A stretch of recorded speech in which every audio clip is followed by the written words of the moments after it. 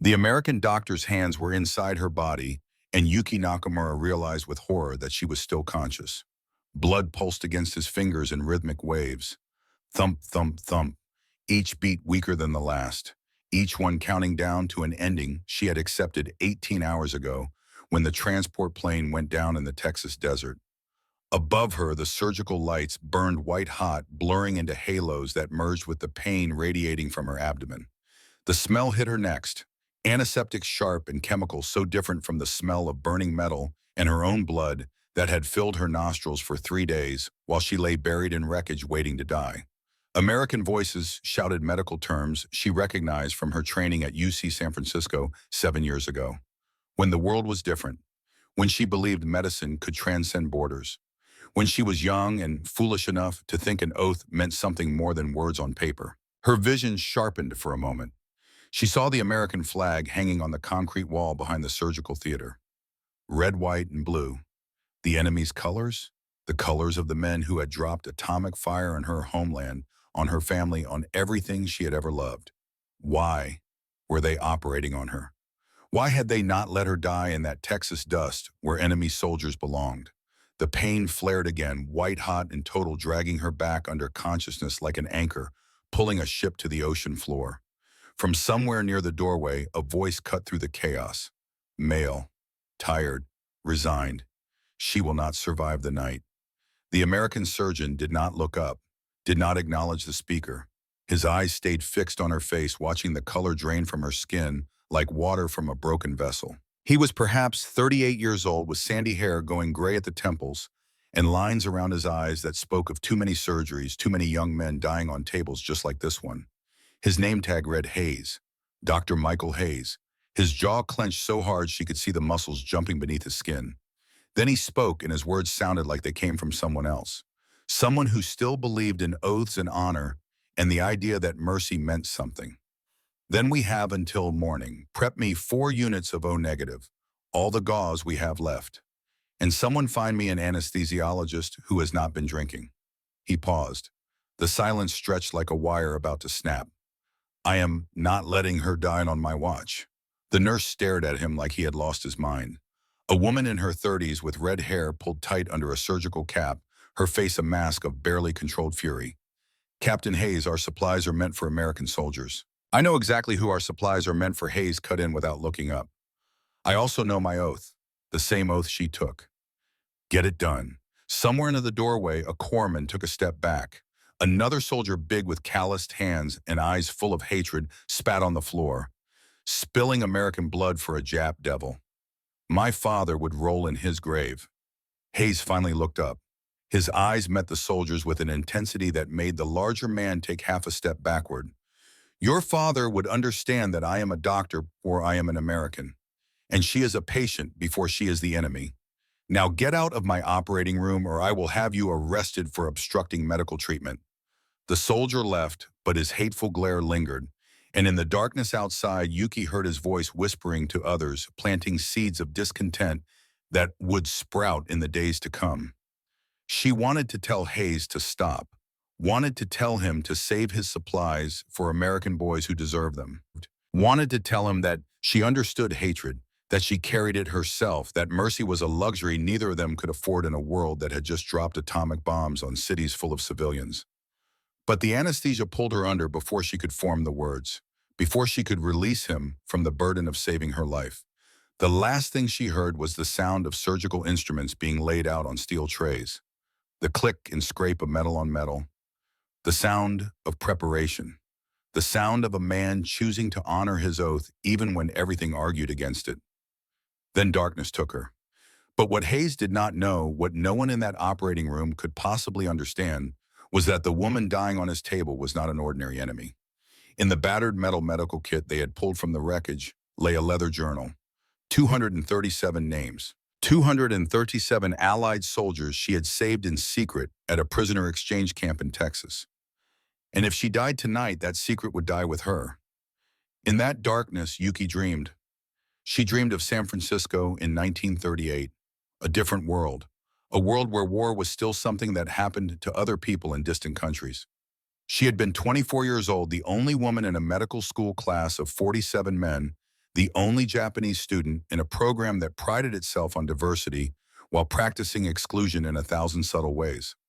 Her anatomy professor, Dr. William Harrison, had called her to his office after the first examination. She remembered standing in front of his desk with hands folded, waiting for the criticism she knew was coming, waiting for him to tell her that perhaps medicine was not the right path for a woman, for a foreigner, for someone who would never truly belong in American hospitals. Instead, he had smiled, a genuine smile that reached his eyes. "Miss Nakamura," he had said, "you scored the highest in the class, 96%. Exceptional work." She had not known what to say. Thank you seemed inadequate. Dr. Harrison had leaned back in his chair, regarding her with an expression she could not quite read. Then he spoke words that would echo through her life like a bell tolling across water.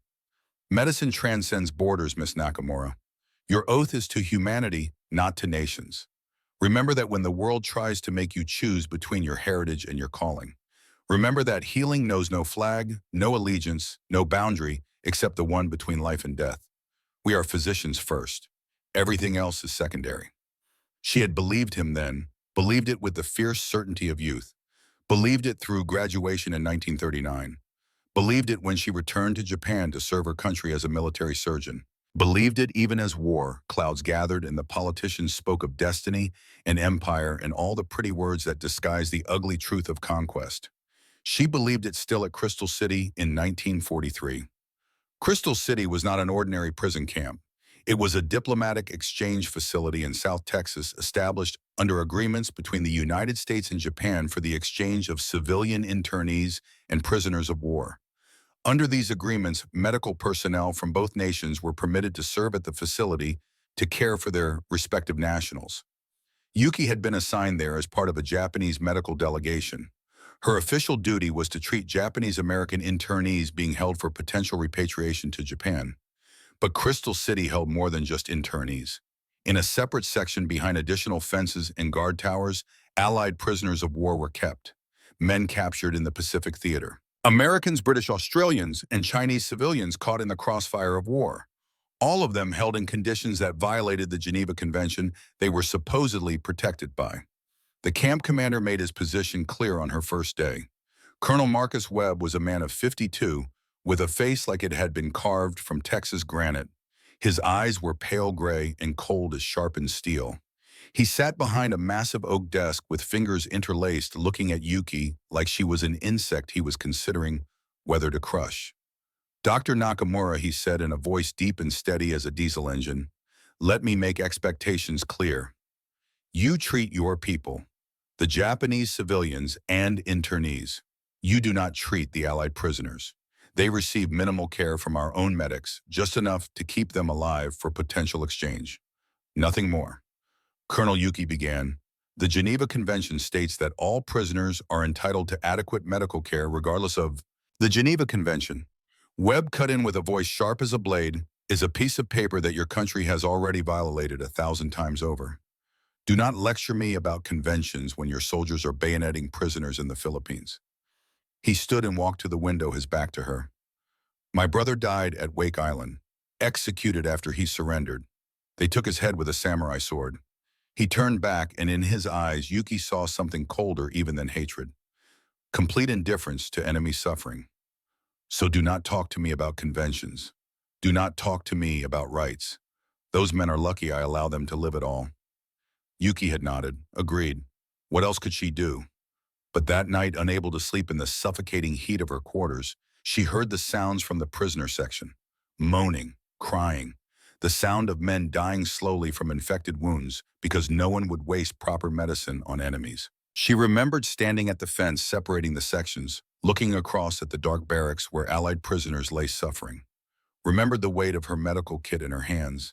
Remembered thinking about Dr. Harrison's words. The first time she crossed that line, she thought she would be caught immediately. Thought the guards would shoot her. Thought she would die for the crime of showing mercy to enemies. Instead, she found a young Marine from Virginia, Thomas Mitchell, 22 years old. Gunshot wound to the left shoulder, 3 weeks old, and infected beyond recognition. The tissue had gone black with gangrene.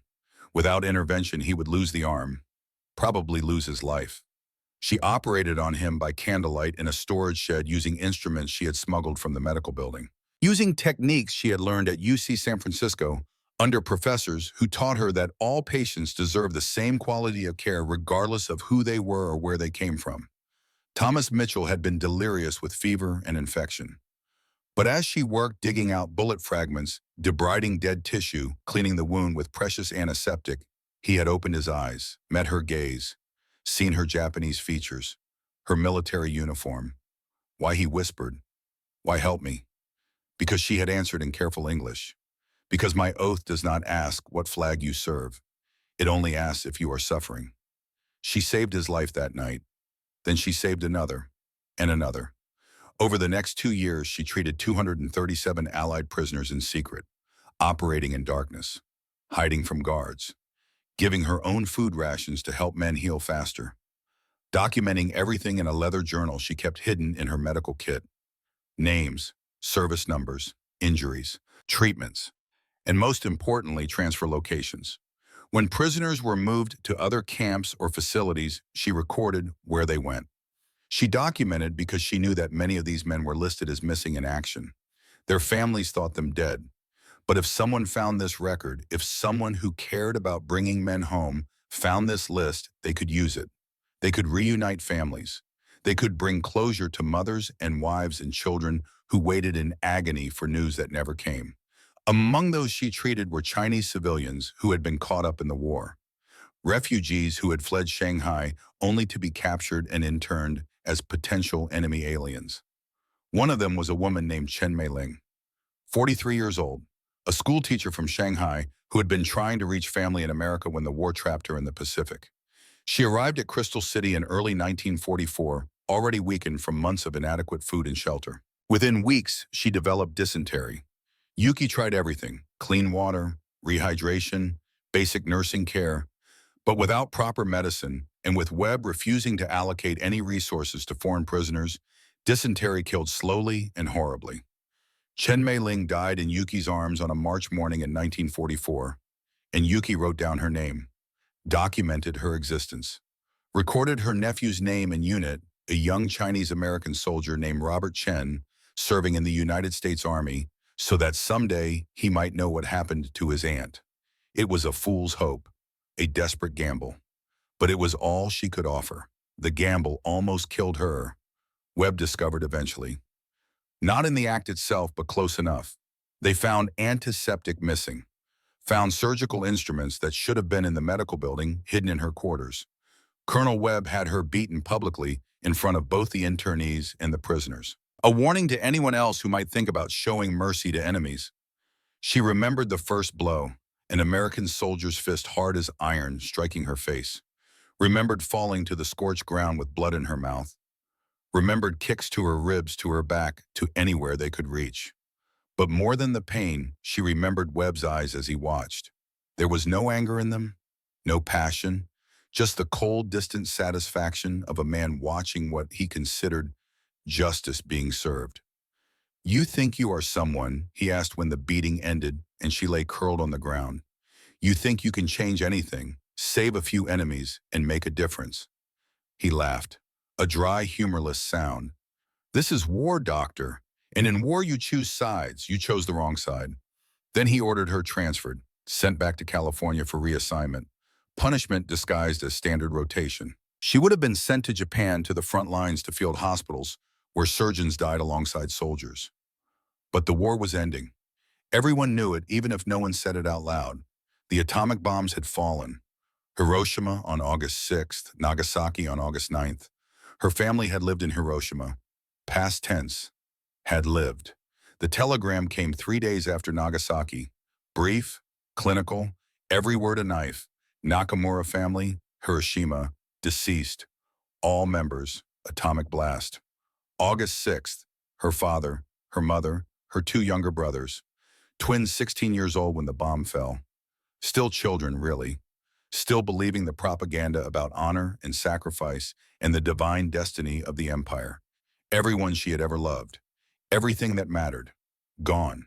Vaporized in an instant by a weapon that made conventional warfare look merciful by comparison. She had not cried when she read the telegram. had not screamed or raged or broken down. She had simply folded the paper carefully, placed it in her medical kit next to the journal of names, and continued her duties. What else was there to do? Grief was a luxury she could not afford. Not while men were still dying. Not while her hands could still save lives. The transport plane was supposed to take her to San Francisco.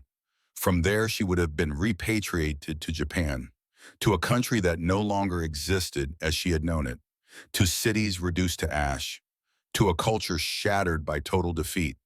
Instead, the plane crashed. August 14th, 1945, 6 in the morning when the summer sun was already punishing the earth below. The transport plane carrying her from Crystal City back to California had been old and unreliable, held together by welds and prayers and the desperate hope that the war would end before it killed anyone else. She remembered the moment the engine coughed, a sound like a man drowning, then silence. Then the screaming of metal tearing itself apart as they dropped from the sky like a stone. The impact came hard and fast and wrong, her body thrown against restraints, her medical kit flying from her hands. The sound of breaking bones, not hers, the pilot's. Then fire, smoke, the smell of aviation fuel burning. She had crawled through wreckage with her abdomen screaming in protest, feeling the wetness spread across her uniform. Blood.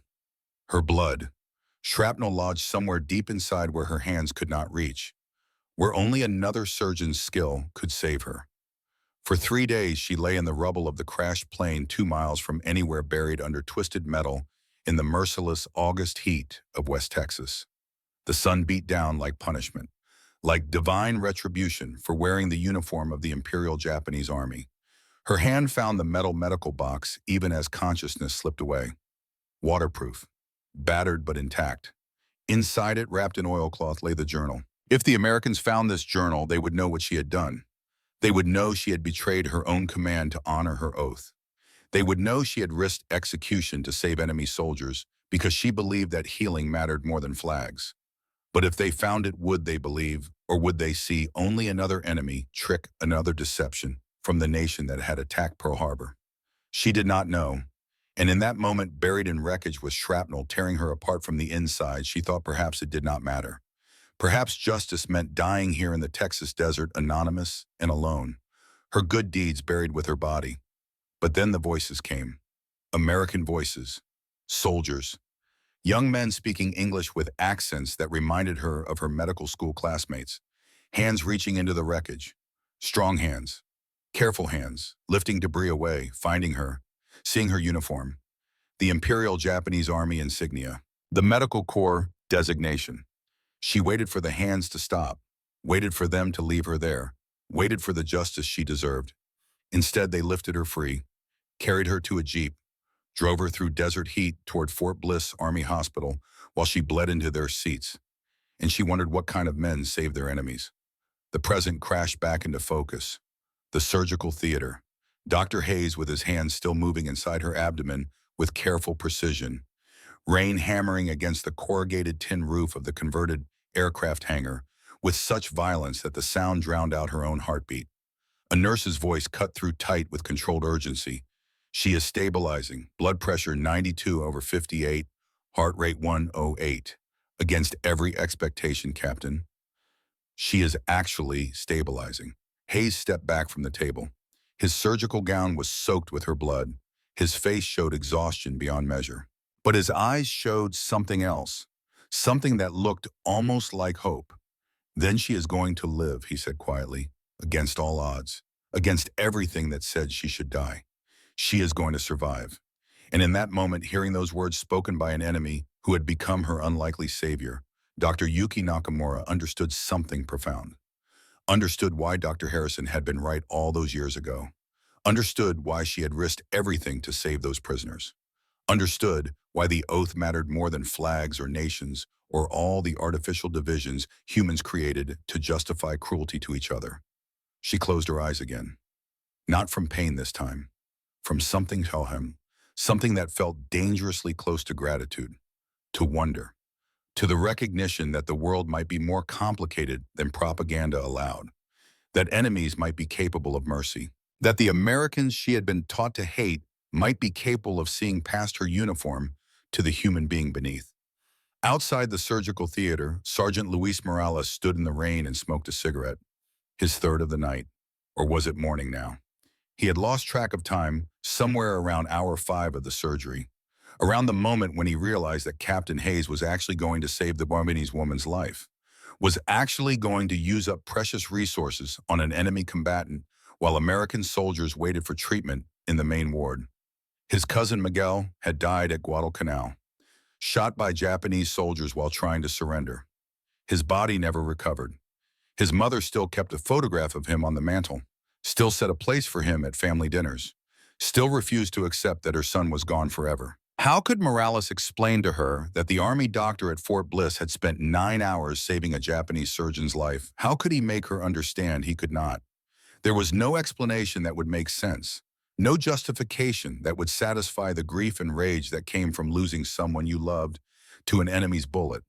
But Morales had been in the surgical theater when they brought in the Japanese woman's medical kit, had been there when Major Frank Cooper from Intelligence opened the metal box and found the journal, had watched Cooper's face change as he read the entries, had seen the names, the American names, the British names, the Australian names, the Chinese names, all of them prisoners, all of them treated by the woman on the operating table.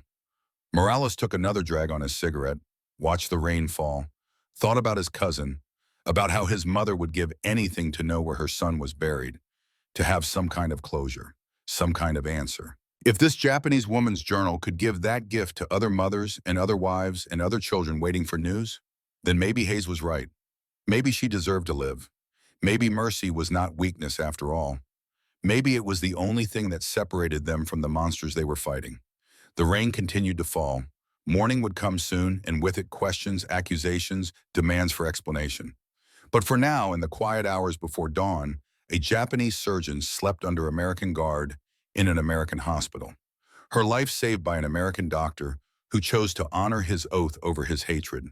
And somewhere in the darkness, the ripples of that choice began to spread outward like waves on still water, touching lives in ways that no one could yet imagine. Yuki woke to whiteness, pure, clean, impossible whiteness that could not exist in the world she remembered. Not in the wreckage of a crashed plane, not in the dust of a Texas desert, not in the fever dreams of a dying woman who had made peace with her ending. The ceiling above her was concrete, painted white, unmarked, except for a single crack, running from corner to corner like a river on a map. She traced its path with her eyes, the small geography of imperfection in an otherwise sterile world, and tried to remember where she was, tried to assemble the fragments of memory into something coherent. Pain arrived first, sharp and immediate in her abdomen, radiating outward in waves that made breathing difficult. But it was clean pain, surgical pain, the kind that came from healing, not dying. Her hands moved instinctively to the source and found thick bandages wrapped around her torso, felt the tightness of sutures beneath layers of gauze. Someone had operated on her. Someone had saved her life. A door opened. Footsteps approached. She turned her head, the movement sending fresh spikes of pain through her midsection, and found herself looking at the man who had saved her life. Dr. Hayes appeared older in daylight than he had looked under surgical lamps. The lines around his eyes were deeper, the gray in his hair more pronounced. He carried himself with the careful posture of someone who had been standing for too many hours, whose back ached from hunching over operating tables. But his eyes were kind, tired but kind. He moved to her bedside with the practiced efficiency of a physician checking on a patient.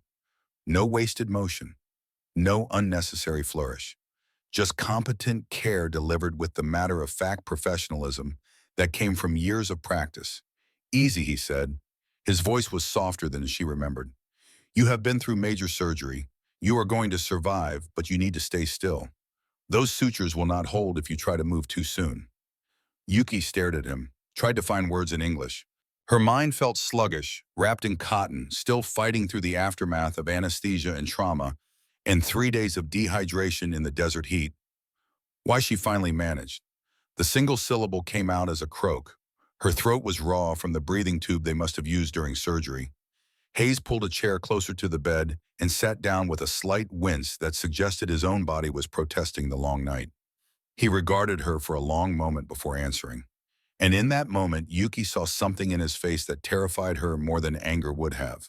She saw understanding, recognition, the look of one physician seeing another and acknowledging the burden they both carried. Because you are a surgeon, Hayes said quietly, like me, and because we found your journal. The world stopped. Yuki's breath caught in her chest. The metal box, the journal, evidence of every law she had broken, every order she had disobeyed, every risk she had taken to save enemy lives. They knew. Her face must have shown her terror because Hayes raised a hand in a placating gesture. You are not in trouble, he said. At least not the kind you are thinking.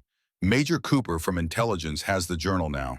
He has been going through it since we found it in your medical kit, reading the entries, cross-referencing names with missing persons reports. Hayes paused. Something shifted in his expression, something that looked like respect. You saved a lot of Allied lives, Dr. Nakamura. Documented cases of prisoners that you treated in secret at Crystal City, men who were supposed to die from neglect or infection. You risked your life to honor your oath. That counts for something. Yuki closed her eyes and felt tears sliding down her temples into her hair. She had not cried when her family died, had not cried when the guards beat her at Crystal City, had not cried through 3 days of slowly dying in airplane wreckage. But now hearing an enemy soldier acknowledge what she had done, hearing him say it mattered, she could not hold back any longer. I am sorry, she whispered, for everything my countrymen did, for all the pain. I cannot undo it. I can only try to heal what I can reach. You did more than try, Hayes said. His voice was gentle but firm. You succeeded, and now we are going to make sure your work was not in vain. 3 buildings away from the isolation ward where Yuki recovered Major Frank Cooper, spread the journal pages across a metal desk and tried to comprehend what he was reading. 22 years in Army intelligence had taught him to approach everything with skepticism, to question sources, to verify information, to assume deception until proven otherwise. But this journal was different. The level of detail was extraordinary. Each entry contained not just names and service numbers, but specific medical information, injuries, treatments, dates, and most critically, transfer locations. Every prisoner that Dr. Nakamura had treated, she had documented where they were sent after Crystal City, Fort Sam Houston in San Antonio, Cabanatuan Camp in the Philippines, various other facilities scattered across the American Southwest and the Pacific Theater. Cooper's assistant, Lieutenant Emily Mitchell, stood across the desk with a telegram clutched in her hand. Her face was pale. Her engagement ring caught the fluorescent light as her fingers trembled against the yellow paper. Sir, she said. Her voice was steady despite the tears streaming down her face. My fiancé, Thomas Mitchell, he is on this list. Cooper looked up sharply. Emily Mitchell had been engaged to a Marine who went missing at Iwo Jima, listed as MIA, presumed dead. The service had sent condolence letters. His personal effects had been returned to his family. Everyone assumed he was gone. Show me, Cooper said. Emily crossed to the desk and placed the telegram beside the journal. She pointed to an entry dated July 15, 1944. Thomas Mitchell, Norfolk, Virginia. Gunshot wound left shoulder. Treatment, shrapnel removal infection debridement. Transferred to Fort Sam Houston, San Antonio, Texas. Condition stable. Cooper picked up the telegram. Read it once. Read it again. The words did not change. Thomas Mitchell, Sergeant USMC alive. Fort Sam Houston Hospital, San Antonio. Requesting immediate contact with fiancée Emily Mitchell, Lieutenant U.S. Army Nurse Corps. Alive. After 2 years of believing him dead. After mourning. After accepting that she would never see him again. After learning to live with the hollow ache of loss that came from loving someone who went to war and never came home. He was alive. And he was alive because a Japanese surgeon had documented his transfer location in a secret journal that she kept at the risk of her own execution. Emily's legs gave out. Cooper caught her elbow and guided her to a chair. She sat heavily with the telegram still clutched in her hand, her entire body shaking with the force of emotions too large to contain. She saved him, Emily whispered. That woman, that enemy, she saved Tom, and she documented where he went. And now I know, after all this time, I know he is alive. Cooper returned to the journal and started counting entries, started calculating the magnitude of what Dr. Nakamura had done, started making calls. Red Cross, Missing Persons Bureau, theater commands across the Pacific. Every entry in this journal was a thread that could be pulled, a connection that could be traced, a possibility that someone's son or husband or father might still be alive. The door to Yuki's room opened again an hour later. This time, a different visitor. Robert Chen entered slowly. His face was a mask of controlled emotion. He stood at the foot of the bed without speaking, just looking at her with eyes that held depths of pain she recognized because she carried the same burden. He was 28 years old, American military uniform, Chinese-American features, a man whose family had been torn apart by the same war that had destroyed hers. Finally, he spoke. His voice was tight, each word carefully chosen. My aunt, Chen Mei-ling. You documented her death. Yuki went very still. She remembered the woman. 43 years old, a school teacher from Shanghai. Dysentery, no proper medicine available because Webb refused to allocate resources to foreign prisoners. Chen Mei-ling had died in Yuki's arms on a March morning in 1944. And Yuki had written down her name, had documented her existence, had recorded her nephew's name so that someday he might know what happened to his aunt. I remember her, Yuki said quietly. I had no medicine, only water, clean cloth.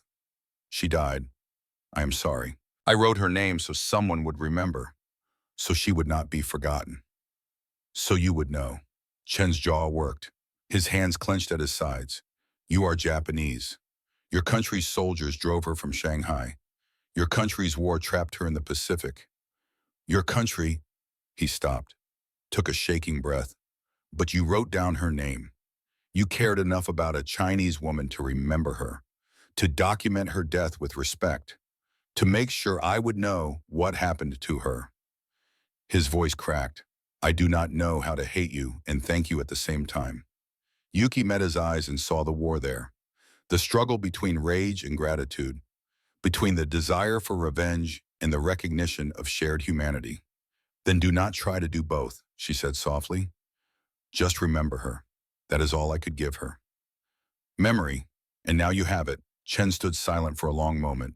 Then he nodded once, sharp and military, turned and left without another word.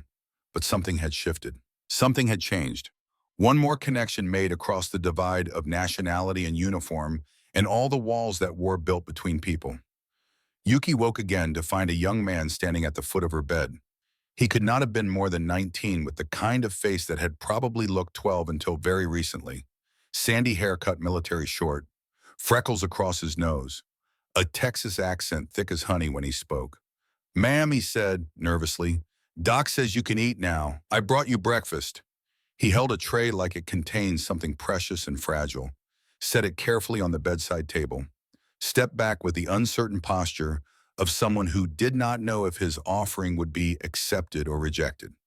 Yuki pushed herself into a sitting position. The movement hurt, but less than before.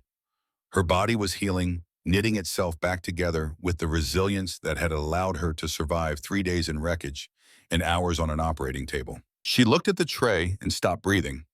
Bacon, 6 strips perfectly cooked, crispy at the edges but still tender in the center. The fat glistening, the smell rich and smoky and utterly overwhelming after months of eating rice and fish scraps at Crystal City. Beside it, scrambled eggs, fluffy and golden. Real eggs not powdered, folded over themselves in soft waves. Toast with butter melting into the bread, turning it glossy. Orange juice in a glass that caught the morning light. And a small green bottle with familiar script. Coca-Cola. The young man saw her staring and shifted his weight from foot to foot. It is what we eat, he said. Texas breakfast.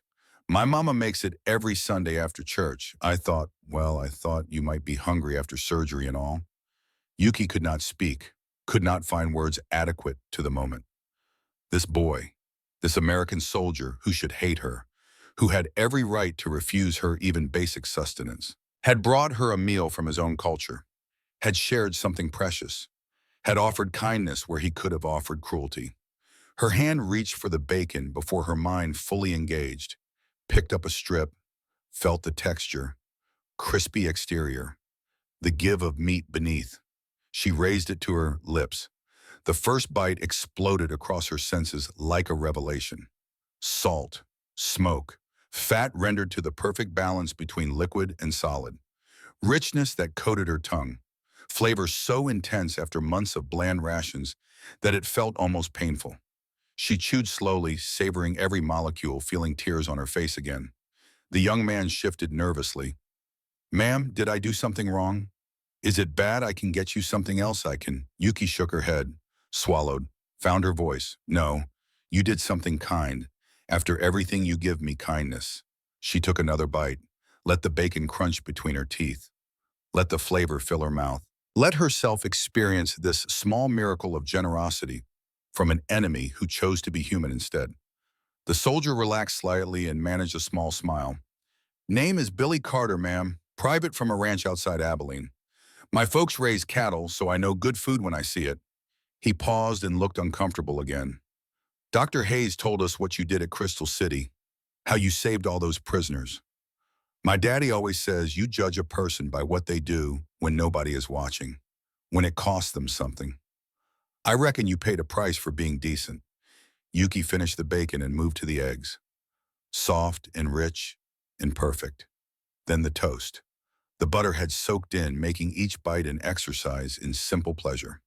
Finally, she picked up the Coca-Cola, twisted the cap, heard the hiss of carbonation escaping, and raised the bottle to her lips. The first swallow was cold fire, sweet and sharp and fizzing on her tongue. The bubbles tickled her throat. The sugar hit her system like electricity after months without. In Japan, she said softly, "We heard propaganda. Americans are cruel," they said.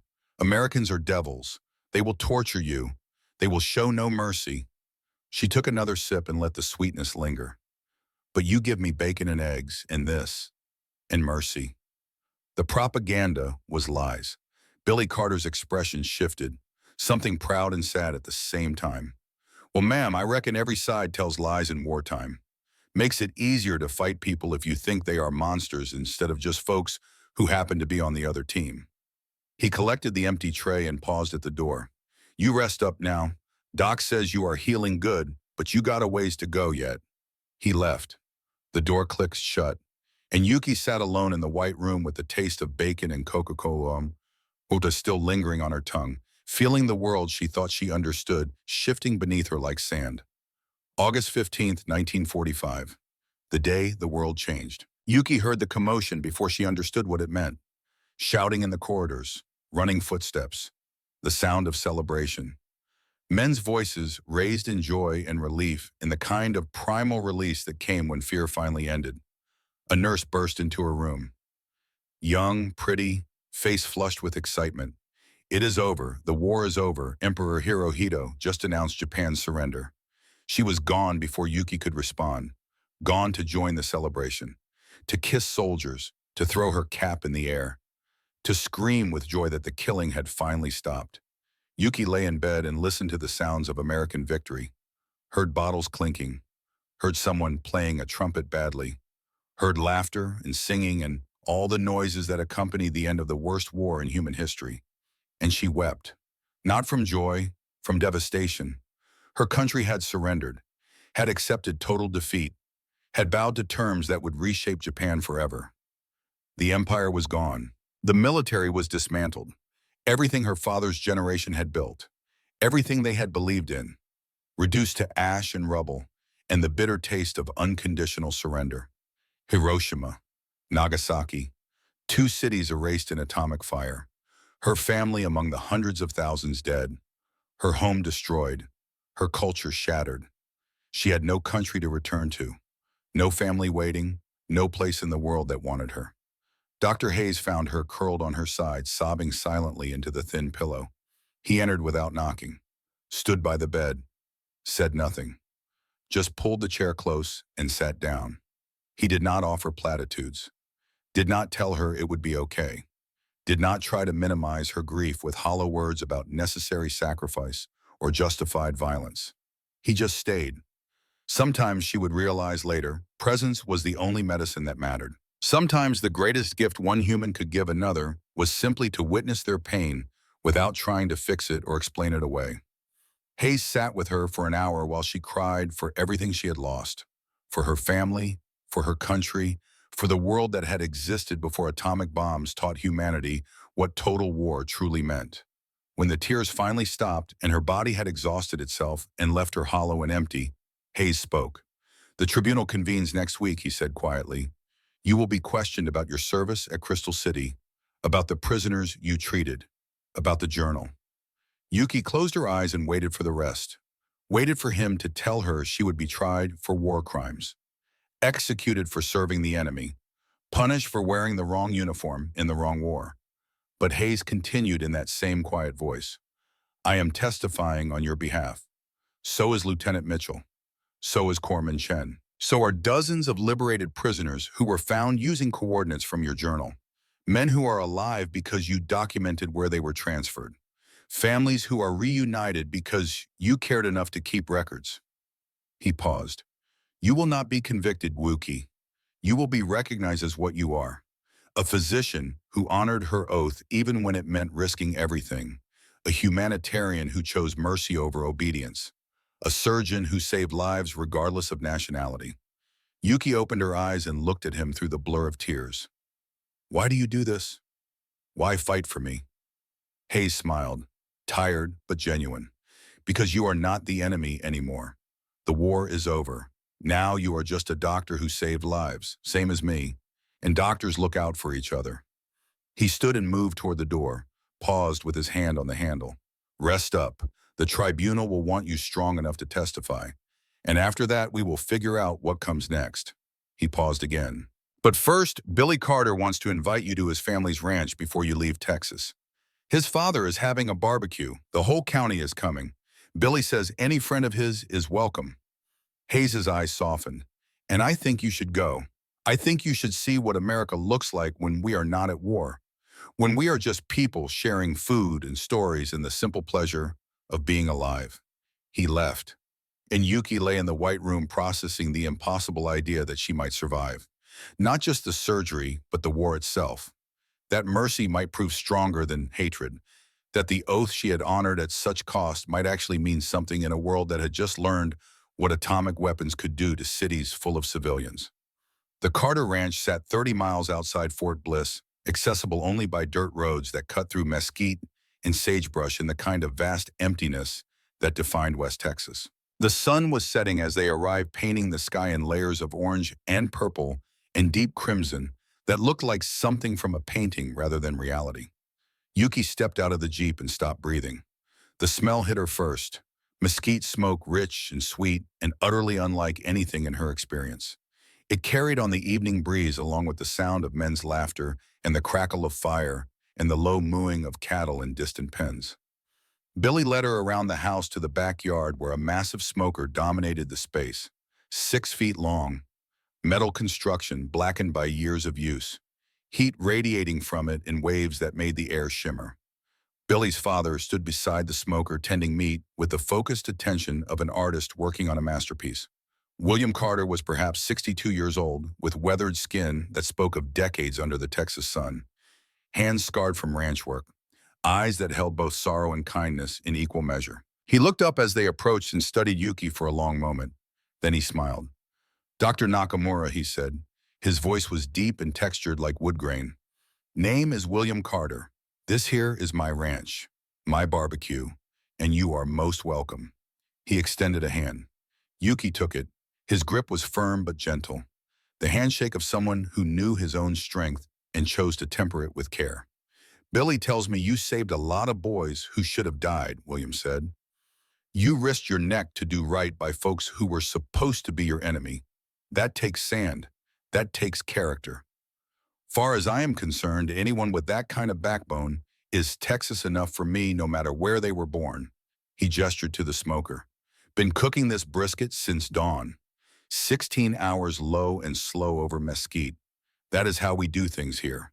We take our time. We do it right. And we share what we make with anyone who needs feeding."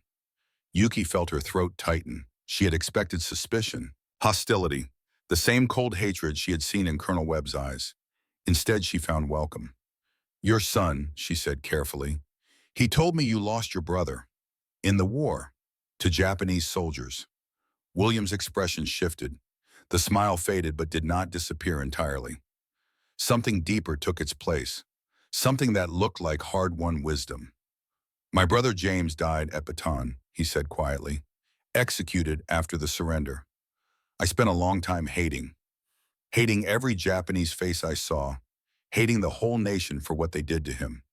He turned back to the smoker and opened the lid. Smoke billowed out, carrying with it a smell so rich and complex that Yuki felt her knees go weak. But hate is heavy, William continued. Carrying it around wears you down, makes you less than what you could be. James would not have wanted that. He was a good man, believed in treating people fair no matter who they were. He looked at Yuki with eyes that had seen too much pain and somehow found their way back to grace. When Billy told me what you did at that camp, how you risked everything to save American boys, I realized something. There are good people and bad people on every side of every war. The uniform does not make the man. The choices do. He lifted the brisket onto a cutting board, began slicing. Each piece revealed interior texture that looked like marbled art, fat rendered to gelatin, meat so tender it barely held together, juice running onto the board in rivers of flavor.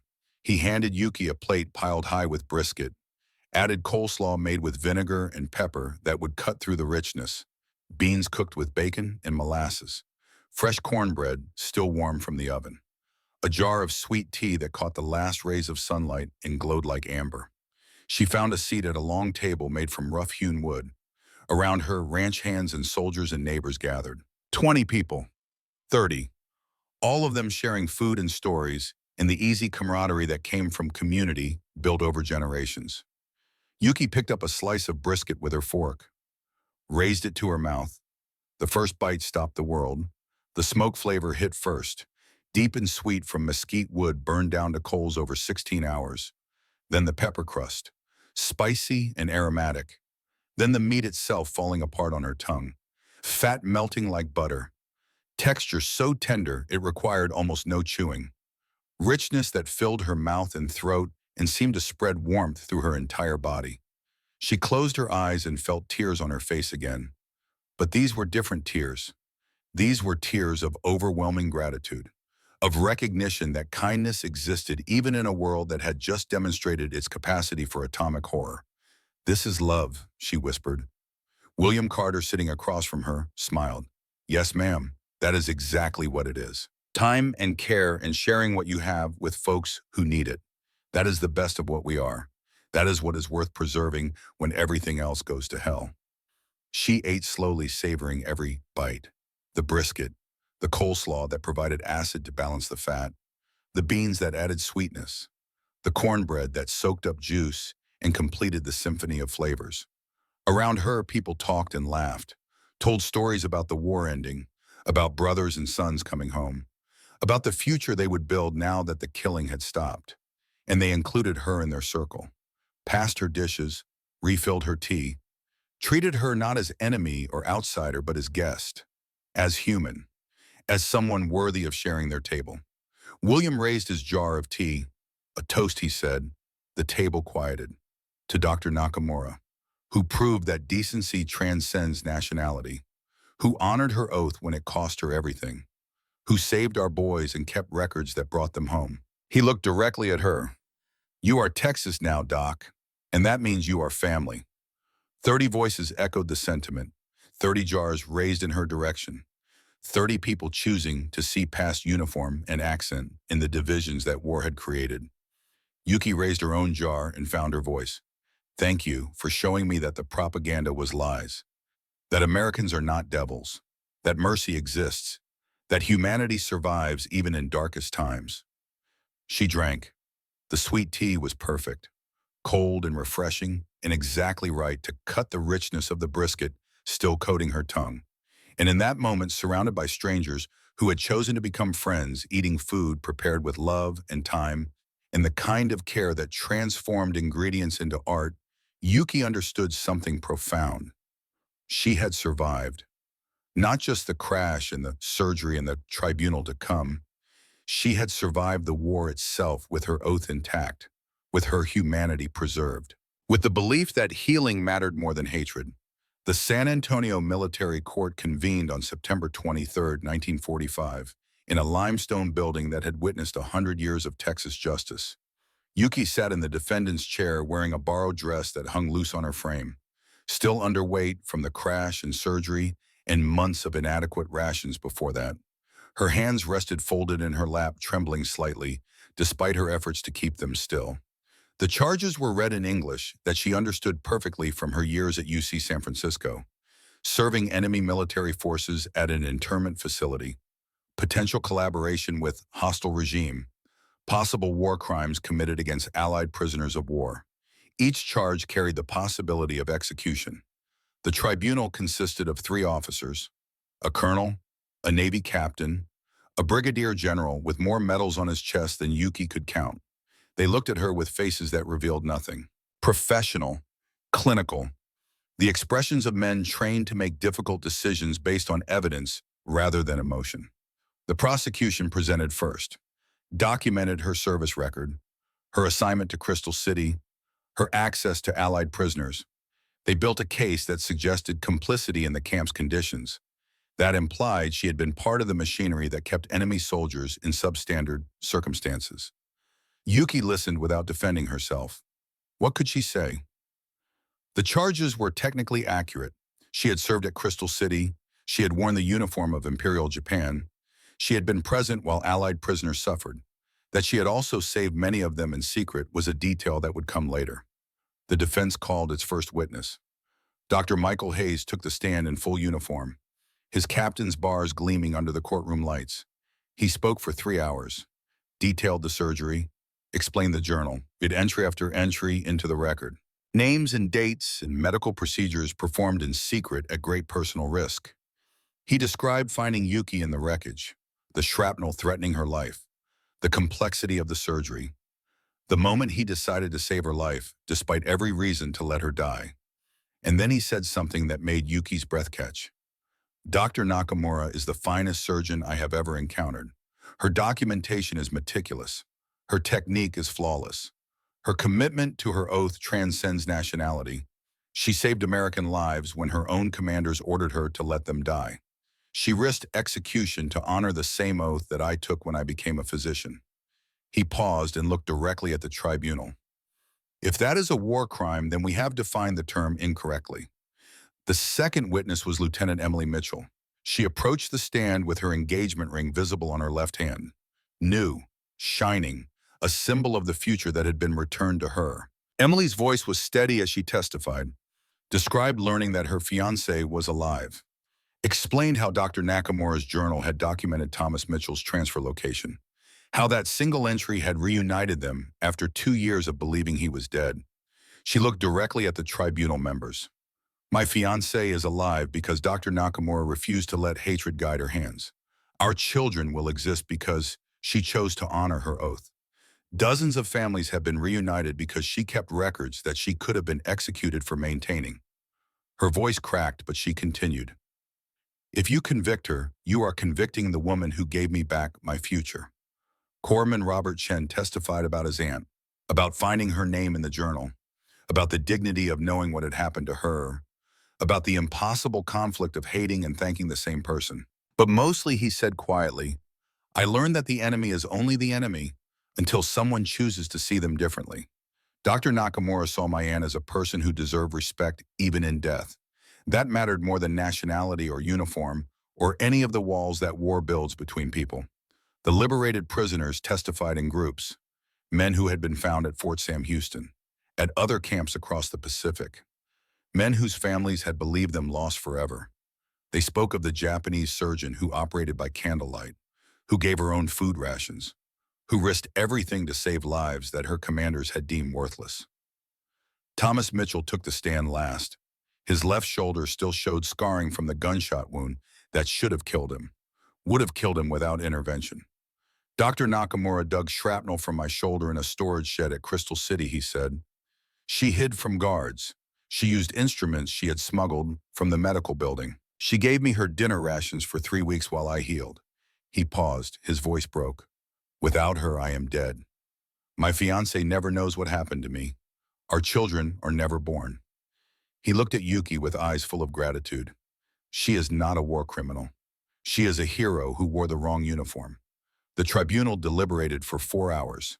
Yuki sat in a holding room with Dr. Hayes beside her, waiting for the verdict that would determine whether she lived or died, whether mercy would be recognized or punished, whether her oath had meant anything at all. Hayes did not try to reassure her with false optimism, just sat quietly present in the way that had become familiar during her recovery, offering the gift of companionship in the face of uncertainty. When they were called back, Yuki walked to the defendant's chair on legs that barely supported her weight, stood while the brigadier general read the verdict, not guilty on all charges. The words took a moment to penetrate. To become real. Not guilty. The general continued speaking, his voice formal, but something else lurked beneath the official tone, something that sounded almost like respect. Dr. Yuki Nakamura is hereby recognized as a humanitarian who served with distinction under impossible circumstances. Her documentation of Allied prisoners resulted in the liberation of over 150 men and the reunification of dozens of families. Her actions exemplify the highest standards of medical ethics and human decency. He paused. Dr. Nakamura is granted asylum in the United States. She will be permitted to remain in this country and practice medicine under civilian license.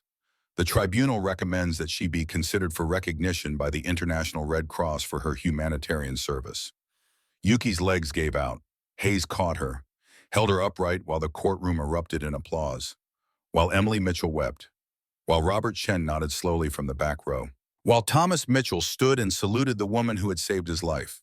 Not guilty, recognized as a humanitarian, granted asylum. The impossible had become real. Mercy had been rewarded. Her oath had mattered after all. 20 years passed. Yuki built a life from the ruins, returned to San Francisco where she had studied medicine in what felt like another lifetime, found work in a clinic treating Japanese-American internees returning to homes that had been seized or destroyed, used the instruments Hayes had given her to perform surgeries that saved lives and trained the next generation. In 1948, UC San Francisco offered her a faculty position, one of the first women to teach at the medical school. She created a new curriculum that emphasized humanitarian medicine, that taught students about the obligation to treat all patients regardless of nationality or status. And she told them the story about the American surgeon who saved an enemy's life, about the surgery that should have failed, about the journal that reunited families, about the proof that healing could transcend any border. Every student who passed through her program learned about Dr. Michael Hayes, about his choice to honor his oath over his hatred, about what one decision to show mercy could mean. She corresponded with Hayes over the years, letters crossing the country every few months, news of lives saved and students trained, updates on how the journal had continued to help locate missing soldiers years after the war ended, photographs of Emily and Thomas Mitchell's growing family, evidence that her documentation had created futures that otherwise would never have existed. In June of 1965, Yuki received an invitation to a medical conference in San Francisco. The keynote speaker was listed as Dr. Michael Hayes, professor of surgery at Baylor College of Medicine. The topic was medical ethics in wartime. She met him at the airport. He was 64 now, gray-haired and moving more slowly than she remembered. But his eyes were the same, kind and tired and carrying the weight of too many surgeries and too many difficult decisions. He still carried the origami crane she had given him during her recovery, showed it to her, carefully preserved in a small glass case. "It sits on my desk," he said. "Every student asks about it, and I tell them the truth. That mercy is harder than hatred, but infinitely more powerful." She took him on a tour, showed him her clinic that now treated hundreds of patients, took him to UCU San Francisco, where she served as Associate Dean of Medicine, the first woman to hold that position, walked him through the memorial garden where names were carved in stone, Allied prisoners she had treated, a reminder that even enemies deserve dignity. They sat in her office drinking coffee and looking out at the San Francisco skyline, the city rebuilt after the war, thriving, moving forward. "You gave me 40 years, Yuki said quietly. 40 years I should not have had. I have trained over 200 doctors. Each one saves dozens of lives per year, thousands of lives, tens of thousands. All because you chose mercy one Texas night. Hayes shook his head. You chose it first. At Crystal City when you treated enemy soldiers despite orders not to. When you kept records despite the danger. I just continued what you started. Then we saved each other, Yuki said.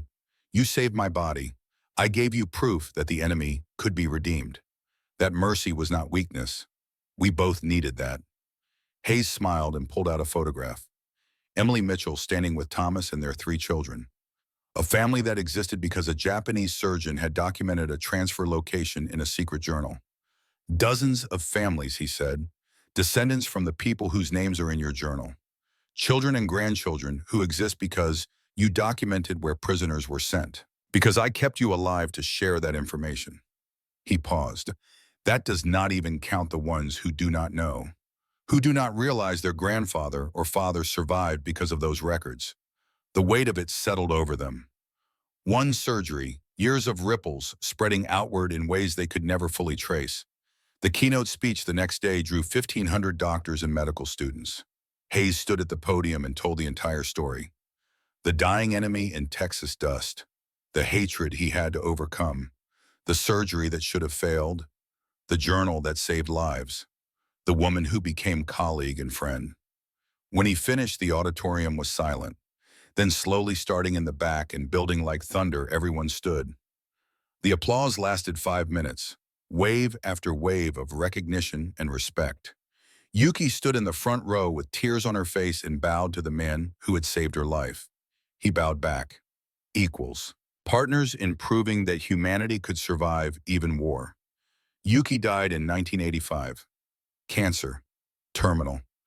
Hayes flew to San Francisco and stayed by her bedside the way she had once recovered in his hospital. I should have died in 1945, she told him during one of their last conversations. Everything since has been borrowed time, gift time, and I spent it well. Saving lives, teaching, because of you, because of us, Hayes corrected gently. Together, enemy and enemy choosing to see each other as human. That was the real surgery, cutting away hatred, suturing up humanity. Hayes delivered the eulogy to thousands, showed them the origami crane 40 years old and fragile, told them about the woman who proved that redemption was possible, that mercy multiplied, that one choice could echo across generations. He died 7 years later in 1992 at age 71. The origami crane was buried with him, placed carefully in his hands. His will established the Hayes-Nakamura Medical Exchange, sponsoring doctors to study between the United States and Japan, continuing the bridge they had built. Emily Mitchell lived to 95, dying in 2020, surrounded by dozens of descendants, children, grandchildren, great-grandchildren, a family tree that existed because a Japanese surgeon had documented a wounded prisoner's location, and because an American surgeon had kept that Japanese doctor alive. At her funeral, the oldest granddaughter read from the journal. Thomas Mitchell, Norfolk, Virginia, gunshot wound left shoulder, treated successfully, transferred to Fort Sam Houston, San Antonio, condition stable. Then she looked at the descendants assembled. These words written by an enemy doctor in secret gave us all life. She risked execution to write them. Dr. Hayes risked everything to save her.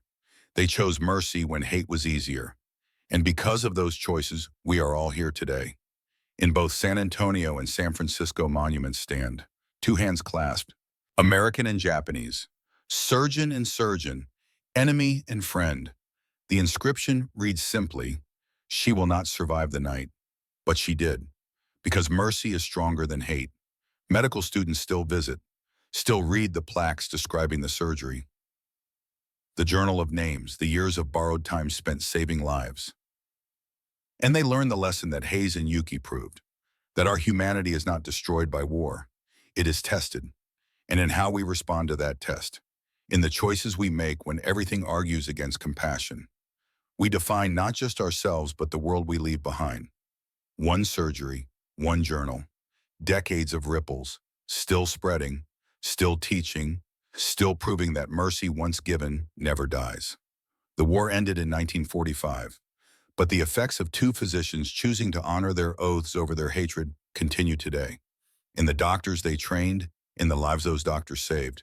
In the families that exist because one American surgeon saw past a uniform to the human being beneath, because one Japanese surgeon refused to let hatred guide her hands.